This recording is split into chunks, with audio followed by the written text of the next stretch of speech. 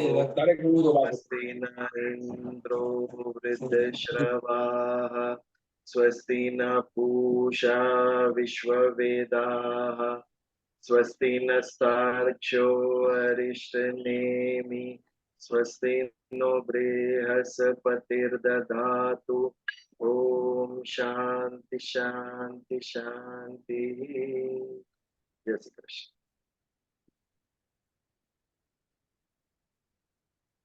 पहला ब्रह्म निर्वाण के भजन। ब्रह्म निर्वाण प्रज्ञा। प्रज्ञा कहाँ पर? Is not listening. Pragya Neeta ben तमे तो भजन शुरू करो। नहीं, Pragya started. Pragya start. Just a minute. हाँ।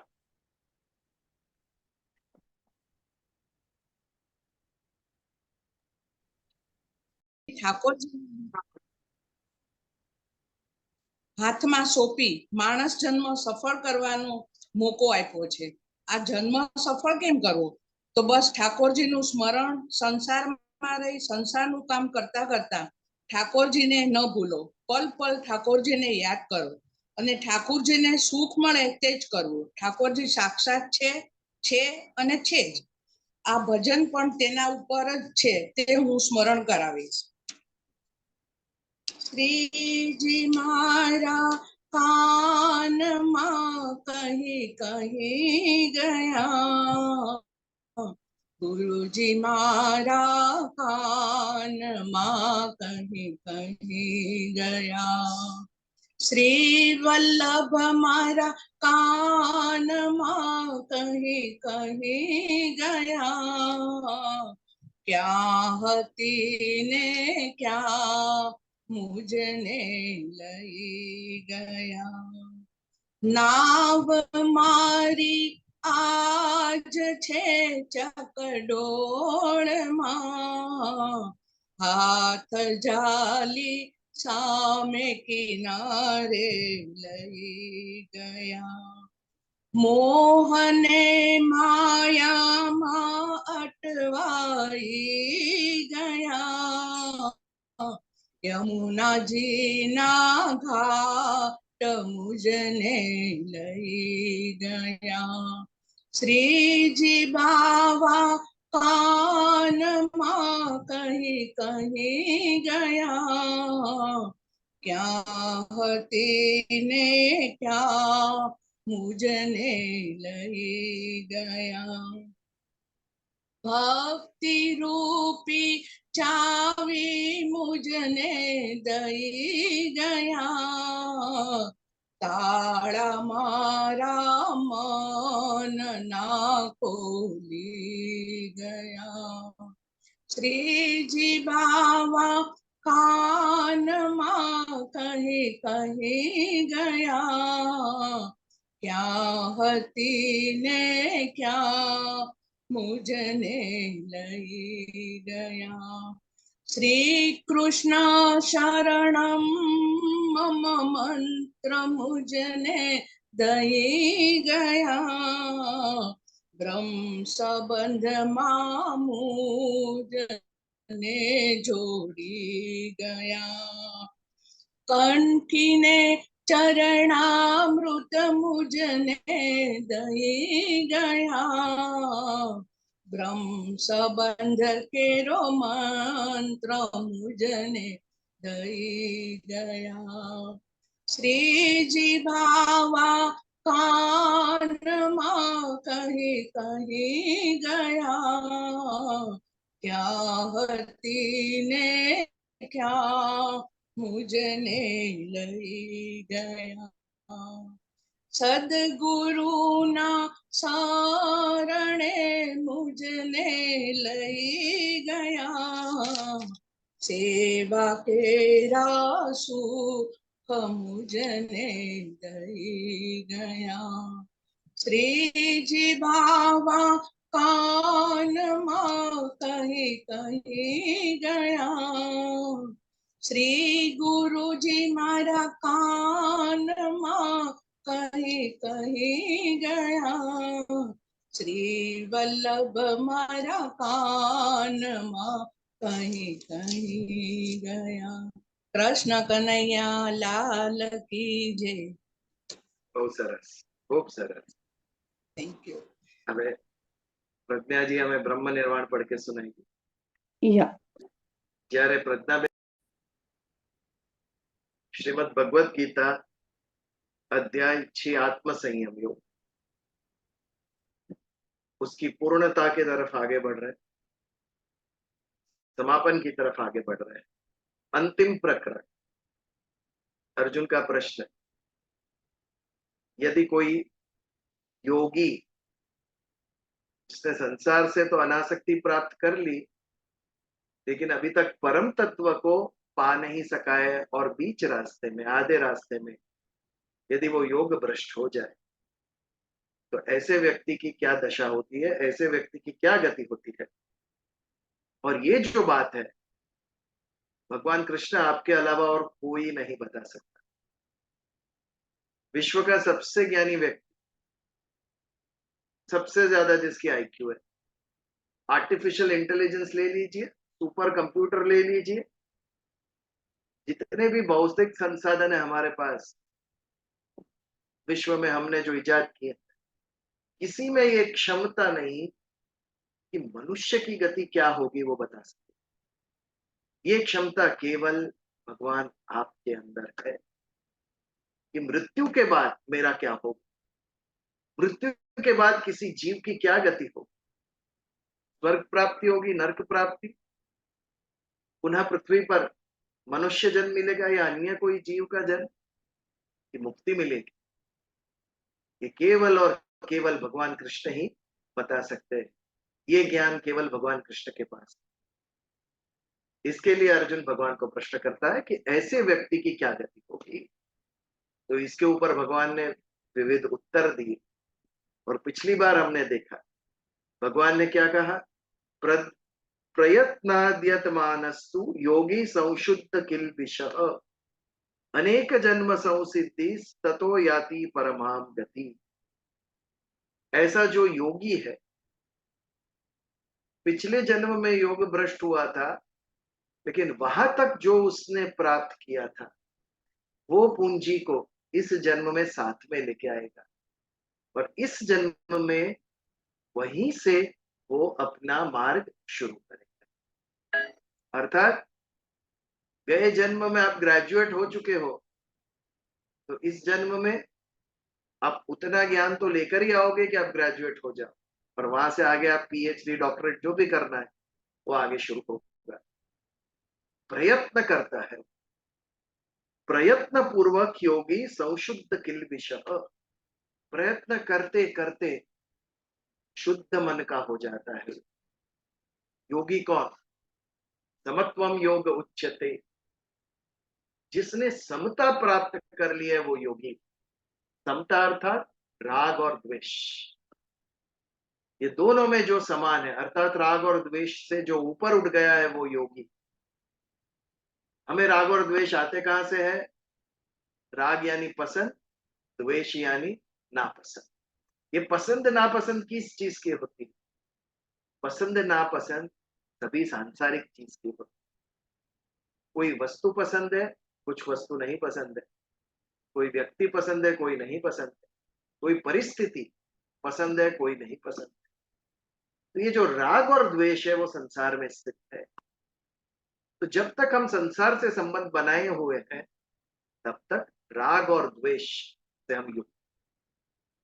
बट जिस वक्त संसार से विमुख हो गए और ईश्वर के सम्मुख हो गए, ठाकुर जी ना समीप जाओ એટલે એની મેળે સંસારના બધા બંધનો તૂટવા માંડે.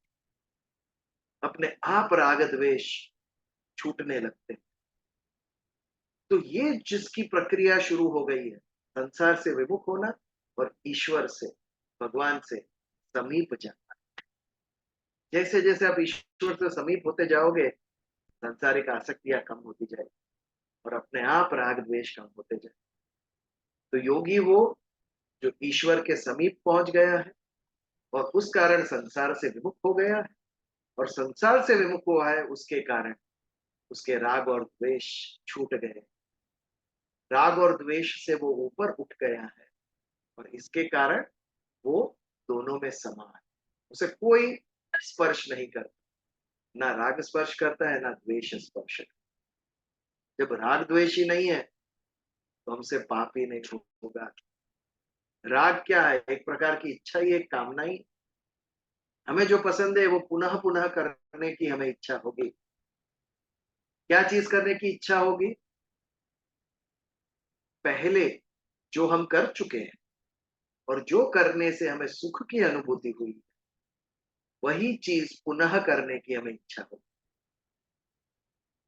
इतने सालों से हम आम खाते आए हैं और जब आम खाया तो आनंद हुआ, सुख की अनुभूति हुई, इसके लिए वापस आम खाने की इच्छा होती है, करेला खाने की इच्छा नहीं होती है।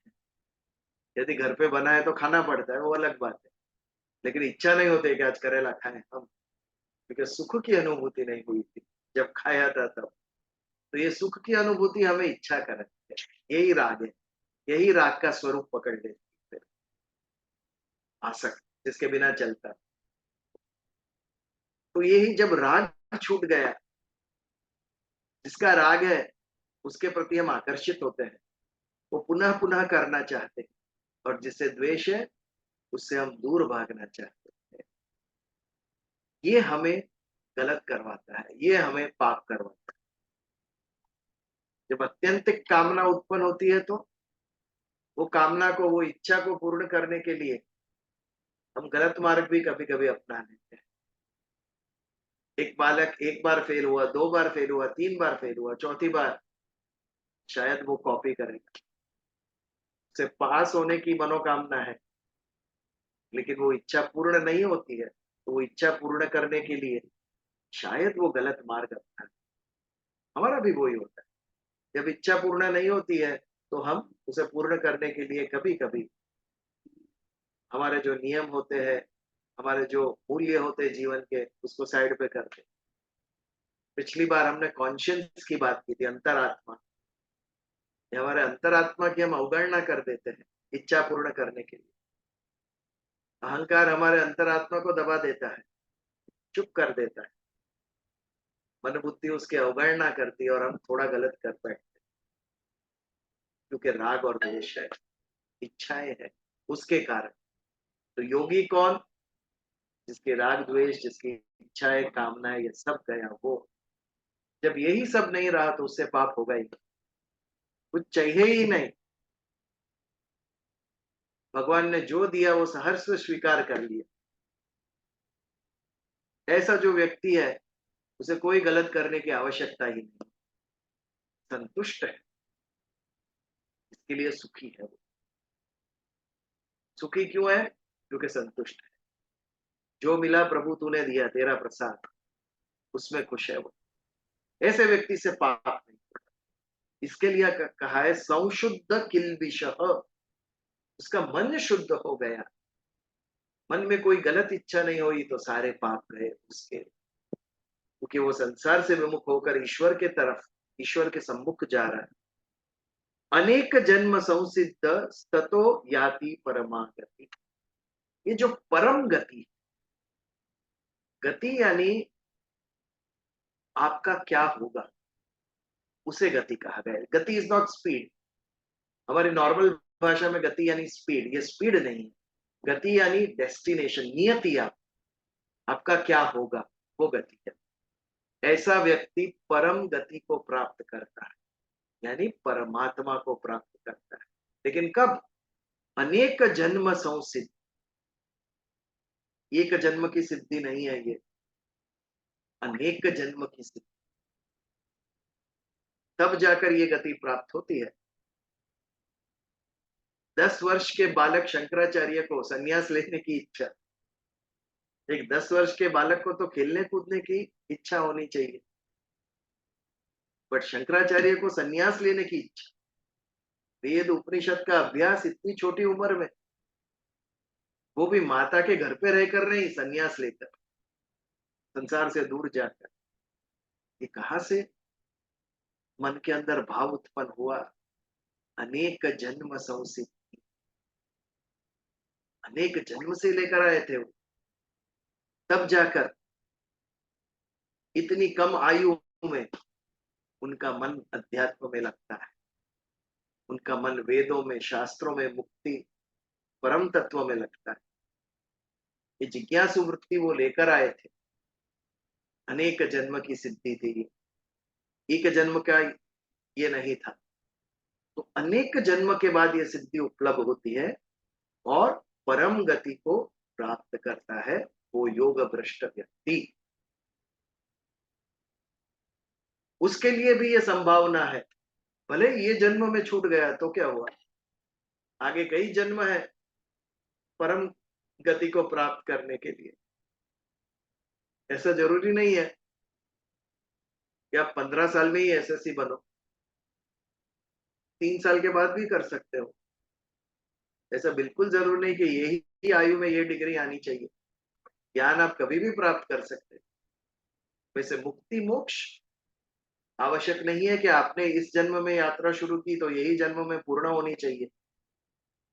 किसी भी जन्म में वो पूर्ण हो सकती।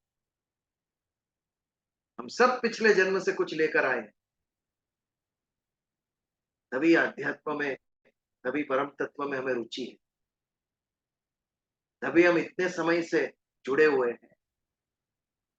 कुछ यात्रा हम पिछले जन्म में पूर्ण करके आए, ये योग है। तभी जाकर इस जन्म में इससे जुड़े हुए हैं, इसके प्रति लगाव है। तो योगी जो भले ही भ्रष्ट हो गया हो, एक जन्म भ्रष्ट हुआ यानी जो सिद्धि प्राप्त नहीं कर सकता, ऐसा एक जन्म में नहीं करेगा तो आने वाले अनेक जन्म उसके लिए है। भगवान कहते हैं निराश होने की आवश्यकता नहीं। आपने जो प्राप्त कर लिया है, जो सिद्धि प्राप्त कर ली है, वो कहीं नहीं जाएगी, उसका नाश नहीं होगा। वो सिद्धि आपके साथ रहेगी, आपके अगले जन्म में आपको वहां से शुरुआत करनी। तो ये था हमारा 45वां श्लोक। उसके बाद 46वें श्लोक का जस्ट आरंभ किया था। अर्जुन को यहां पर क्लियरली भगवान कहते हैं कि तू योगी बन, तस्माद् योगी भवार्जुन। योग का बहुत महत्व है, रादर हमारे जीवन का ध्येय ही योग है। इसीलिए हर एक अध्याय के पीछे योग शब्द है। एक साधारण कर्म है और एक कर्मयोग है। ये बात इस श्लोक में भगवान, एक साधारण ज्ञान है और एक ज्ञान योग है। तो योग की महिमा कही इस श्लोक। अर्जुन तुझे योगी क्यों बनना है, कोई तो कारण होगा।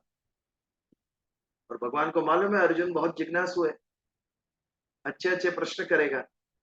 इसके लिए अर्जुन प्रश्न करे उसके पहले ही भगवान ने कहना शुरू कर दिया, तपस्वी तपस्वीभ्योऽधिको योगी ज्ञानिभ्यो अपि मतोऽधिकः कर्मिभ्यश्चाधिको योगी तस्माद् योगी भवार्जुन। मेरे मत में, भगवान कहते हैं मेरे मत में, भगवान के मत। और भगवान से बड़ा किसी का मत कैसे हो सकता है। भगवान का मत यानी सिद्धांत, हमारे जीवन का सिद्धांत होना चाहिए। वो जो व्यू पॉइंट भगवान कृष्ण का है वो हमारे लिए प्रिंसिपल है, सिद्धांत है हमारे जीवन का। वो क्या मत है भगवान का, तपस्वी व्योधिको योगी, तपस्वी से भी बड़ा योगी है।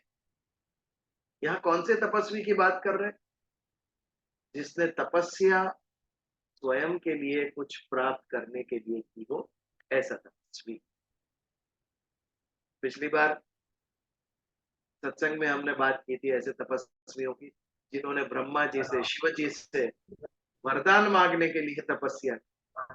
और वरदान में मांगा क्या उन्होंने, बड़ा राज्य मांगा, संपत्ति मांगी, चक्रवर्ती बनना है ऐसे वरदान मांगे, धनवान धन मांगा, आयुष्य मांगा उन्होंने।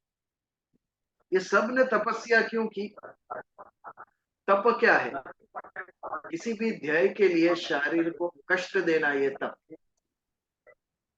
कुछ भी सिद्धि प्राप्त करने के लिए जब हम शरीर को कष्ट देते हैं उसे तपस्या। तो ये तपस्या क्यों की, उन्होंने शरीर को कष्ट क्यों दिया, कुछ ना कुछ पाने के लिए। तो ऐसे जो तपस्वी है उससे भी बड़ा योगी। क्या अंतर है तपस्वी में और योगी में? दोनों के पीछे का भाव। तपस्वी जो कष्ट उठाता है, क्यों उठाता है? कुछ चाहिए उसको, उसके लिए उठाता है। लेकिन जो सब कामनाएं छोड़कर कुछ भी चाहे बिना, भगवान केवल तू चाहिए मुझे, ये बात जिसके अंदर आ गई वो योगी। मैं देखता हूँ लोग बहुत सारे उपवास करते हैं। सभी धर्मों में उपवास का महत्व है, कोई भी धर्म आप ले लो। हिंदू धर्म में देखा है मैंने, जैन धर्म में, इस्लाम में, कैथलिक धर्म में भी फास्टिंग है। फास्टिंग कहते हैं वो लोग उपवास को। बट ये उपवास के पीछे का भाव क्या? That is important. आज मैं इतने उपवास कर रहा हूं लेकिन अंदर से बिल्कुल नहीं बदला। कोई काम, क्रोध, लोभ। मैंने कई तपस्वी देखे इतने उपवास किए लेकिन उनका स्वभाव आप देखो तो इतना भी फर्क नहीं पड़ा है अंदर से। क्यों करते हैं उपवास? परसों से सब करते आए हैं और तपस्वियों का बहुमान होता है। हो इतने उपवास किए, इसके लिए कर रहे। बट यदि अंदर से तू बदला नहीं तो ये बाहर से खाना बंद कर देना उसका कोई महत्व नहीं। उससे अच्छा तू 6 बार खा लेकिन अच्छा मनुष्य बन। ये अच्छा मनुष्य कब बनेगा? जब अंदर से परिवर्तन आएगा तब। ये अंदर से परिवर्तन कब आएगा? जब भगवान के साथ जुड़ेगा तब परिवर्तन आएगा। जब तक संसार के साथ जुड़ा है, सारी जिंदगी एक टाइम खाएगा और अंदर से कोई परिवर्तन नहीं है यहाँ तेरे में, कोई अर्थ नहीं। ऐसी तपस्या का, भले ही तपस्या ना करे बट एक अच्छा योगी बन। योगी कौन है? जिसे बाहर से कुछ भी लेना देना नहीं, भले ही सूट बूट पहना हो, लेकिन अगर वो राग और द्वेष से मुक्त है तो वो योगी। अगर वो इच्छाओं से मुक्त है तो वो योगी। यदि वो निष्काम कर्म कर रहा है तो वो योगी। भले ही सिर से पैर तक सोना पहना हो, उसे कोई फर्क नहीं पड़ता। It is a matter of being. मैं क्या हूं, मुझे क्या बनना है, ये योगी का उद्देश्य। हम जो बाहर बोलते हैं, करते हैं, जो पहनते हैं, ये सब प्रतिबिंब है हमारे मन में क्या चल रहा है उसका। यदि मन में प्रेम है तो वाणी में भी वो प्रेम दिखेगा, आपके वर्तन में भी वो प्रेम दिखेगा। लेकिन मन में यदि द्वेष है तो कोई अर्थ नहीं। वहां से जब निकलेगा तब तू योगी बने। क्या पहनते हो, क्या खाते हो, कितने टाइम खाते हो, कोई अर्थ नहीं उसका। What you are, that is important, not what you have. आपके पास क्या है इसका महत्व नहीं, आप क्या हो इसका महत्व है। इसी के ऊपर भगवान कृष्ण कहते हैं अर्जुन को, तस्माद योगो भवार्जुन, तू योगी बन।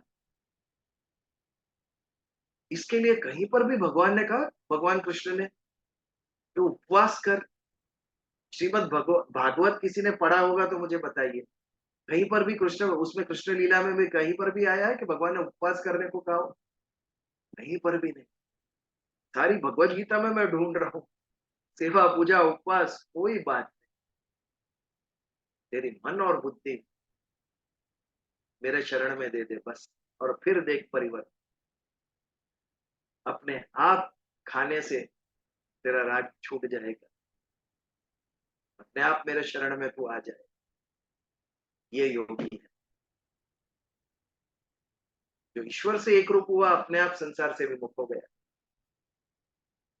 हम संसार को छोड़ने की बात कर रहे हैं लेकिन छूटता नहीं है, डबल वेग से वापस आता। आप मन को कुछ मना करो, मन डबल जाएगा उस चीज। यदि आप निर्णय लो कल से मोबाइल देखना ही नहीं है, व्हाट्सएप पे बहुत टाइम जाता है, तो आपको डबल इच्छा होगी व्हाट्सएप देखने की। ये मन का स्वभाव है। वैसे ही यदि हम कहे कि खाना छोड़ना है, खाना छोड़ना है, तो छूटेगा नहीं, और इच्छा हो। भगवान का भजन करना है, भगवान का कीर्तन करना है, भगवान में मन लगा। यदि ये निश्चय रहा हमारा तो अपने आप को छूट जाएगा। ऐसा जो कर सका वो योग। तो तपस्वी व्योधिको योगी, जो सकाम हेतु से तपस्या कर रहा है, 7 सोमवार करूंगी अच्छा पति मिले तो, अगर ये भाव से हम तपस्या कर रहे हैं तो ये योगी नहीं है। तपस्या अपने स्वयं के स्वार्थ के लिए कर रहे हैं, योगी उससे बेहतर है। तो सभी इच्छाएं कामनाएं छोड़ चुका है, राग द्वेष से ऊपर उठ गया है। तो तपस्वीभ्यो अधिको योगी, वैसे ही ज्ञानीभ्यो अपि मतोधिकः, ज्ञानी से भी बड़ा योगी है। अब यहाँ पे कौन से ज्ञानी की बात चल रही है? एक ज्ञान है और एक ज्ञान योग है। भले ही कोई बहुत बड़ा पंडित हो, सभी शास्त्र पता है उसे, सभी वेदों का अभ्यास किया, यूनिवर्सिटी में कॉलेज में बहुत बड़ा प्रोफेसर है, साइंटिस्ट है, या फिर बड़ा वकील है, सीए, सब ज्ञानी है, अप्रतिम बुद्धिमत्ता प्राप्त है इनको, भगवान ने आशीर्वाद दिया है। लेकिन उस बुद्धि का, इस ज्ञान का उपयोग क्या कर रहे हैं वो लोग, ये सिद्ध करेगा कि वो ज्ञानी है कि ज्ञान योगी है। जो ज्ञानी है वो अपने ज्ञान का उपयोग आजीविका के लिए करे। जो प्रोफेसर सिखाते हैं यूनिवर्सिटी में, क्यों सिखाते हैं? जो टीचर सिखाते हैं क्यों सिखाते हैं? At the end of the month salary cheque, payment cheque, इसके लिए। यदि ये भाव से आप ज्ञान देते हैं तो आप ज्ञानी है लेकिन योगी है। ज्ञान योगी कौन? जो अपने ज्ञान का उपयोग परम तत्व से एक रूप होने के लिए कर रहा है, वो ज्ञान योगी। जो अपने ज्ञान का उपयोग निष्काम भाव से लोगों को भगवान तक ले जाने में कर रहा है, वो ज्ञान योगी। विदाउट एक्सपेक्टिंग एनीथिंग, ना धन चाहिए, ना पैसा, ना मान, ना नाम चाहिए, कीर्ति चाहिए, कुछ भी नहीं। भगवान ये ज्ञान तूने दिया है, ये बुद्धि तूने दी है, और इस बुद्धि से तेरे तक आने का प्रयास करो, और केवल अकेला नहीं, और भी लोगों को साथ में लाने का प्रयास करो। यदि ये भाव से हमें जो ज्ञान मिला है उसका हम उपयोग करेंगे तो हम ज्ञान योगी। जो अपने ज्ञान को ईश्वर को प्राप्त करने में इस्तेमाल करता है वो ज्ञान। तो ऐसा जो ज्ञान योगी है वो ज्ञानियों से भी अधिक, भले ही कितने बड़े साइंटिस्ट हो तो, भले ही कितने बड़े डॉक्टर हो तो, लेकिन तुम योगी नहीं हो। Eight the end of the day आपका जो ध्येय है वो सांसारिक सिद्धि है। आपका जो ध्येय है वो स्वयं की प्रगति है। आपको मुक्ति दिलाने वाला ये ज्ञान नहीं है, जबकि ज्ञान योगी मुक्ति के लिए कार्यरत है। ज्ञान योगी जो दूसरों के जीवन में परिवर्तन लाने के लिए निष्काम भाव से, कुछ भी अपेक्षा किए बिना जो कार्यरत है, वो ज्ञान योगी। और ऐसा जो ज्ञान योगी है वो ज्ञानियों से भी अधिक। कर्मी व्यश्चादिको योगी, जैसे तपस्वी, जैसे ज्ञानी, वैसे ही कर्मी। कर्मी यानी जो कर्म करते हैं वो। किसके लिए आप कर्म करते हो? कर्म का उद्देश्य क्या है? कर्म के पीछे भाव क्या है आपका? ये सिद्ध करेगा कि आप केवल कर्मी है, केवल कर्मनिष्ठ व्यक्ति है, या आप कर्म योगी है। हर एक क्षेत्र में सिद्धि प्राप्त करने के लिए, उपलब्धि प्राप्त करने के लिए, प्रगति के लिए आपको कर्म करना पड़ता है। जीवन का कोई भी क्षेत्र हो, बट ये सभी कर्म हम स्वयं की प्रगति के लिए कर रहे हैं। ताकि हमें मान सम्मान मिले, हमारी कीर्ति फैले, हमें संपत्ति मिले, लोगों को हम पसंद आए, पीपल लाइक अस। ये हेतु होता है कि हम कर्म करें, या फिर ड्यूटी से करते हैं, कर्तव्य भाव से करते हैं कि ये मेरे जीवन का कर्तव्य है कि मुझे ये कर्म करना है। बट इससे आगे या तो स्वयं के लिए या तो कर्तव्य भाव से। बट इससे आगे कितनों ने कर्म किया, जिसका कर्तव्य नहीं है वो करके आया हो, जिसे उसे कुछ भी लेना देना नहीं था, ऐसे काम करके आया हो। बहुत ऐसा जो व्यक्ति है वो तभी कर सकता है जब वो ईश्वर के साथ जुड़ गया हो। भगवान, ना ही मेरा कर्तव्य है, ना ही मेरा स्वार्थ है, लेकिन मैं तेरे लिए ये करता हूं। ये भाव जब आएगा तब वो कर्मयोग। ये जो कुछ भी मुझे मिला है भगवान आपकी कृपा से मिला है, और आपकी कृपा से जो मिला है वो आपके लिए मैं खर्चा करूं। मेरे मस्तिष्क में जो बुद्धि है, मेरे शरीर में जो शक्ति है, मैंने जो संपत्ति कमाई है इस बुद्धि और शक्ति के द्वारा, मेरी जो वाणी है, ये वाणी को प्रकाशित आप कर रहे हैं भगवान। अगर हमारे हाथ में होता तो सभी बड़े ओरेटर और स्पीकर हो जाते, क्यों नहीं है? कहीं भगवान का आशीर्वाद है। ये वाणी आपने प्रदान किया, आप प्रकाशित करते तो भगवान। तो इसके द्वारा मैं इसका उपयोग किसमें करूंगा? इसका उपयोग मैं आपकी सेवा में करूं, आपके लिए कर्म करूंगा मैं। ये भाव जब आता है तब हमारे से निष्काम कर्म शुरू हो जाते हैं करने, विदाउट एनी एक्सपेक्टेशन। होता रहता है विदाउट एनी एक्सपेक्टेशन। उसके पीछे का कुछ पाने की वृत्ति ही हमारी चली जाती। ये वृत्ति कहां से आती है? संसार से आती है। मुझे क्या, अगर मुझे कुछ नहीं मिलने वाले तो मैं क्यों करूं ये भाव आ जाता है। ये राजसी तामसी वृत्तियां हमें, हमारे अंदर ये भाव उत्पन्न कर, ये जब वृत्तियों का त्याग हो जाता है और ईश्वर से हम एक रूप होते हैं तो सात्विक वृत्ति आ गया। ईश्वर आपके लिए हम करें, भले ही मुझे आवश्यकता है इसकी नहीं। तो ये भाव से जब कर्म होने लगे तो समझना कि ये कर्म योग है, और ये दोनों के मूल में भक्ति योग है। भगवान है इसके लिए निष्काम कर्म हो रहे हैं, भगवान है इसके लिए, उसके पाने के लिए मेरी बुद्धि कार्यरत है। बिना ईश्वर के ज्ञान हो सकता है, बिना ईश्वर के कर्म हो सकते हैं, लेकिन बिना ईश्वर की भक्ति कभी नहीं हो सकती। संभव ही नहीं भक्ति भगवान के सिवा। भगवान से शुरुआत होती है और भगवान से अंत होता है भक्ति का।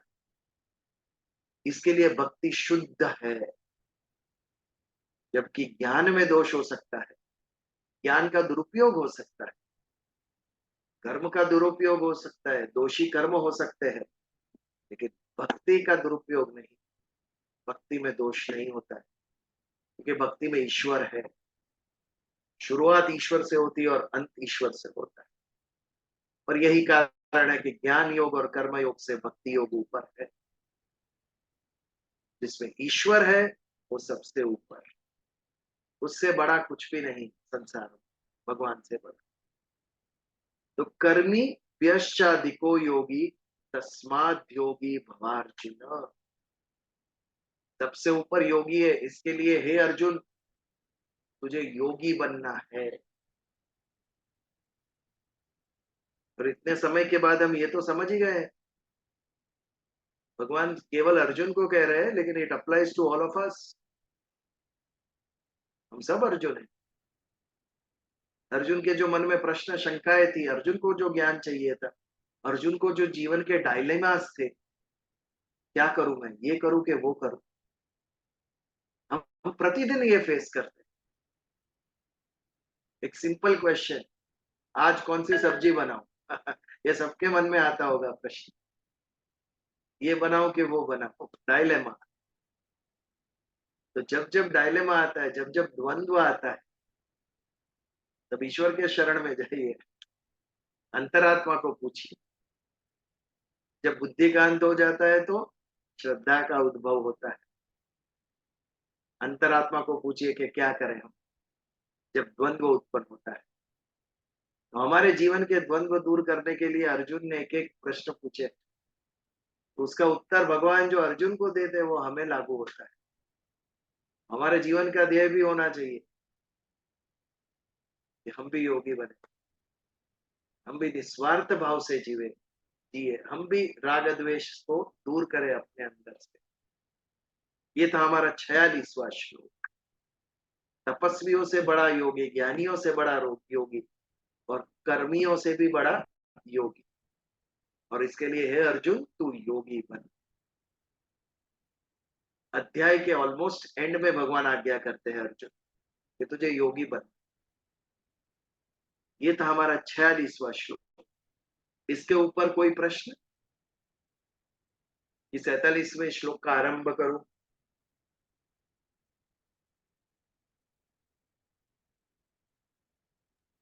श्रीमद् भगवद गीता। प्लीज हाँ जी। प्लीज प्लीज प्लीज प्रोसीड बिजल भाई।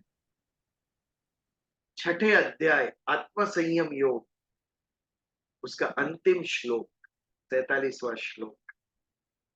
योगी नाम अपि सर्वेशाम मद्गतेनांतरात्मना श्रद्धावान भजते यो मां समे युक्त तमो मता। समे युक्त तमो मता। भगवान अर्जुन को कहते हैं तू योगी बन। अर्जुन के मन में बात आई, योग तो कितने प्रकार के, ज्ञान योग, कर्म योग, भक्ति योग, ध्यान योग, लय योग। इस इतने सारे योगों में से मैं कौन सा योग लूं? भगवान ने तो केवल कहा कि योगी बन, लेकिन मैं कौन सा योगी बनूं? अब भगवान समझ गए अर्जुन के मन को। इसके लिए अर्जुन को पूछने की भी भगवान ने वेट नहीं किया, और स्वयं बोल दिया उन्होंने, योगी नाम अपनी सर्वेशा। सभी प्रकार के जितने भी योग है, ज्ञान, कर्म, भक्ति, ध्यान, लय, हठ, जितने भी प्रकार के योग है, योगी नाम अपनी सर्वेशा मत गतेनांतरात्मना। जिसका मन, जिसका अंतरात्मा मद गते, यानी मेरे अंदर जिसका मन लगा हो, मेरे अंदर जो रमण कर रहा हो, श्रद्धावान भजते यो मां, जो श्रद्धा पूर्वक मुझे भजते हैं, समय युक्त तमो मतः। युक्त यानी भक्त, जो भगवान से युक्त है। उत्तम भक्त मेरे मत में वही है जो श्रद्धा पूर्वक मेरा भजन करता है, जो मुझ में मद्गतेनांतरात्मना, जो मन से मुझ में तल्लीन हो चुके हैं। अर्थात ना कर्म योग की बात है, ना ज्ञान योग की बात है, ये भक्ति योग की। भगवान कहते हैं मेरे में जो तल्लीन हो गया है, बुद्धि और मन जिसने मुझे अर्पण कर दिया, वन हु हैज सरेंडर्ड, आत्मसमर्पण जिसने किया, जो परायण है, मत परायण, अर्थात भक्ति योगी, भगवान का भक्त, जो सगुण स्वरूप की पूजा करता है। भक्ति योग के आरंभिक अर्जुन ने पूछा भगवान कृष्ण, एक आपके निर्गुण रूप की उपासना करता है और एक सगुण रूप की उपासना करता है, आपके मन से कौन श्रेष्ठ है? तभी भी भगवान ने कहा जो मेरी सगुण उपासना करता है तो सगुण उपासना इजी है, वो मेरा भक्त। यहाँ पर भी श्रद्धावान भजते यो माम, जो श्रद्धा पूर्वक मेरा भजन करते हैं। श्रद्धा वेरी इंपॉर्टेंट, क्योंकि श्रद्धा कब उद्भव होती है? जब सभी संशयों का अंत हो जाता है, तब श्रद्धा उत्पन्न होती है। जब तक बुद्धि में संशय है, डाउट, तब तक श्रद्धा नहीं आती। और जब तक डाउट है, संशय है, तब तक वो संबंध पूर्ण नहीं होता। एक रिलेशन, एक संबंध ईश्वर और भक्त का, कोई भी रिलेशन, यदि उसमें शंका का बीज है तो वो पूर्ण नहीं है। और वो संबंध कभी सुख नहीं देगा जब तक उसके अंदर शंका है। भगवान से सब संबंध बांधो तो निशंक होके बांधो। भगवान है और भगवान तू मेरे जीवन को तारेगा। मैं तेरी शरण में आया हूं। ये शरण में आना, व्हाट इज शरण में आना? परायण होना। अपना जो अहंकार है वो भगवान के शरण में दे देना। मैं हूं ही नहीं, मेरा अस्तित्व नहीं, ईश्वर जो है वो तू है। ये लेवल, तब भक्ति परिपूर्ण होती है। एक श्रद्धा में शंका नहीं है और दूसरा अहंकार नहीं। अहंकार भी जब समर्पित हो जाता है तब श्रद्धा उत्पन्न होती है। जब तक मैं हूं ये भाव है, तब तक भक्ति परिपूर्ण नहीं होती। भक्ति परिपूर्ण तब होगी जब हम अपना अस्तित्व विलीन कर दे ईश्वर के अंदर। ये भाव ही ना रहे कि मैं हूं, सहजता से केवल ईश्वर रहे मन के अंदर, तब समझना कि भक्ति परिपूर्ण हुई। हम भक्त समझते हैं अपने आप को, मंदिर में जाते हैं, उपवास करते हैं, पूजा करते हैं, लेकिन मैं का भाव तो रहता ही है उसमें। भगवान, मैं 4 बार मंदिर आके गए, भगवान मैंने ये किया। ये मैं जब तक है तब तक आप ईश्वर परायण नहीं हो। जब तक मैं जीवित है तब तक आप और ईश्वर अलग है। जिस दिन ये मैंपन गया, सहजता से, प्रयत्न पूर्वक नहीं, सहजता से, उस दिन आप और ईश्वर एक हो गए। भक्ति का अंत। जब हम दोनों एक ही रह गए ना, भक्त अलग है ही नहीं, तो भक्ति किसकी करें? एक ही हो गए दोनों। ये भक्ति की पूर्णता, ये पूर्णता की बात करते हैं भगवान। उत्तम भक्त कौन मेरा? श्रद्धावान भजते यो मां, जो श्रद्धा पूर्वक मुझे बचता है। अर्थात जिसका अहंकार विलीन हो गया, जिसकी बुद्धि से शंकाएं चली गई है, जिसके मन में मैं बस गया हूं। हमारे मन में भगवान कब आते हैं? मंगलवार को 45 मिनट से आते हैं भगवान। उसके बाद अपने आप से पूछो, ये भक्त कैसा है? 24 घंटा जिसके मन में ईश्वर है। वो गोकुल में जो योगी, जब गोपियों की जो परिस्थिति थी, वो 24 घंटा मन में कृष्ण है और घर के काम करने के लिए प्रयत्न पूर्वक मन में से कृष्ण को बाजू पर निकालते। कृष्णा भी थोड़ा काम कर लो, मन से दूर जा तू, तो मैं काम कर। हमारा उल्टा है। कृष्ण भगवान को हम तभी याद करते हैं, उसके लिए मन में जो काम है वो काम को साइड पे रखते हैं। उल्टा था गोपी भाव। परम भक्त भगवान कृष्ण। जब भी कृष्ण को पूछा गया आपके परम भक्त कौन, उन्होंने गोपियों का दृष्टांत दिया। ब्रिज में जाके गोपियों से मिलो, ऐसे मेरा भक्त कोई नहीं दूसरा। गोपी भाव, ये भी एक भक्ति का प्रकार है। 24/7 मन में भगवान बसे हुए है। मद गते नान्तरात्मना, मन जिसका भगवान में लग गया हो, मन में अन्य कोई चीजों का स्थान नहीं है। मन में 24 आवर्स कृष्ण। बुद्धि निशंक, कोई संशय नहीं बुद्धि के अंदर। और अहंकार विलीन समर्पित। ये जब होता है तब श्रद्धावान भजते यो मां तमे युक्त तमो मत। ऐसा भक्त मेरे मन में उत्तम भक्त है। तो अर्जुन तू ऐसा भक्त बन, तेरे मन को तल्लीन कर दे मेरे अंदर। ये कब होगा? जब हम एक व्यक्तित्व से प्रभावित होते हैं। एक व्यक्तित्व से हम प्रभावित कब होते हैं? जब उस व्यक्तित्व को हम जानते हैं। किसी एक व्यक्तित्व के जब सद्गुण हमें पता चलता है, किसी एक व्यक्तित्व ने क्या कर्म किए हैं, उसके अंदर क्या कैपेसिटी है, ये जब हमें पता चलता है तब हम उससे प्रभावित होते हैं।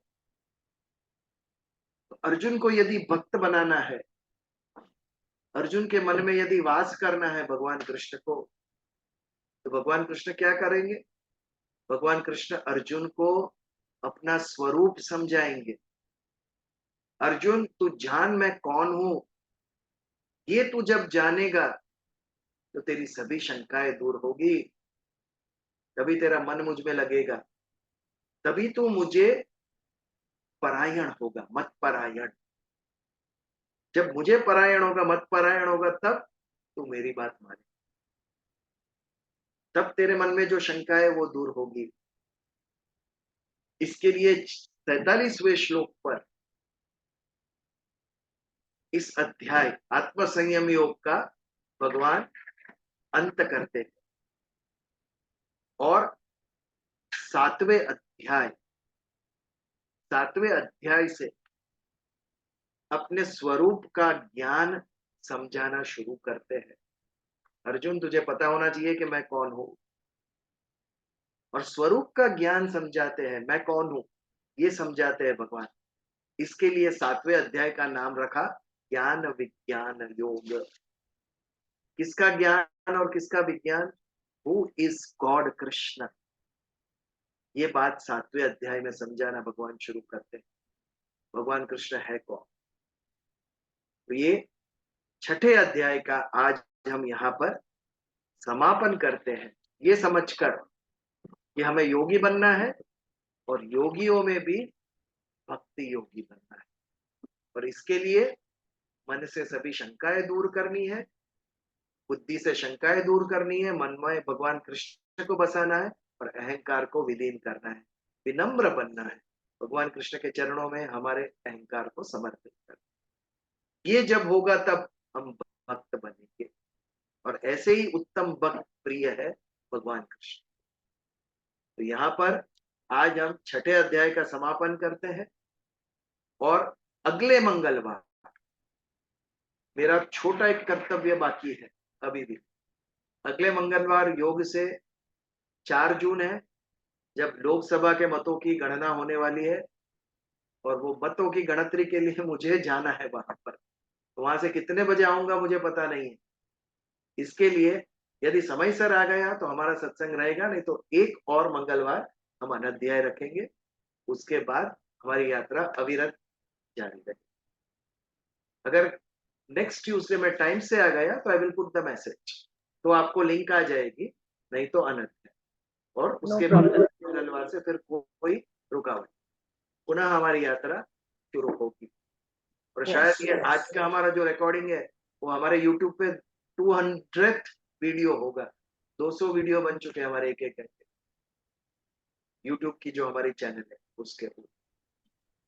तो आज के सत्संग में कोई प्रश्न या कोई कुछ शेयर करना चाहता है तो निशंक करे, नहीं तो फिर हम प्रार्थना करें। हाँ बोलो कला। બીજલભાઈ, આપણે લાસ્ટ વાત એ હતી કે આનો સાર કેવા, કોઈ પણ અધ્યાય હોય એનો સાર કહે તો મારી પાસે એક સાર લખેલો છે, તો ઓકે, હું પેશ કરી તમે હું શેર કરું. પણ કયા અધ્યાયનો? છઠ્ઠાનો કે સાતમા? અધ્યાય 6ठा અધ્યાયનો. Sure please.